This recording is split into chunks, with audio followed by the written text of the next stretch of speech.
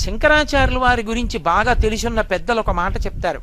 వారు 5వ సంవత్సరం వచ్చేటప్పటికి వారికి సంస్కృత భాష, వేదములు, పురాణములు, కావ్యములు అన్నీ కరతలామలకములైపోయాయి. ఆయనకు పుస్తకం అక్కర్లేదు, అలా వ్యాఖ్యానం చేశారు. ఏకసంధాగ్రాహి, ఒక్కసారి చూసేవారు ఆయన అంతే. అటువంటి శంకరాచార్యుల వారి జీవితం మొత్తం మీద 18 మాటలు చదివింది ఒక్కటే ఒక్కటి ఉంది. 18 మార్లు చదివారు దాన్ని అంటారు. 2 మాటలు 3 మాటలు కాదు, అదొక్కదాన్నే 18 మాటలు చదివారు. ఏది అంటే స్కాంద పురాణాంతర్గతమైనటువంటి సూత సంహిత. శంకరులు ఒక్క సూత సంహితనే 18 మాటలు చదివారు. 18 మాటలు చదివి అప్పుడు బ్రహ్మసూత్ర భాష్యం దక్షిణామూర్తి స్తోత్రం రాశారు. శంకరులు దక్షిణామూర్తి స్తోత్రం రాయాలంటే 18 మాటలు సూత సంహిత చదవలసి వచ్చింది. మిగిలిన స్తోత్రాలన్నీ ఒకెత్తు తక్కెట్లో, ఒక్క దక్షిణామూర్తి స్తోత్రం ఒక్కటే ఒకెత్తు.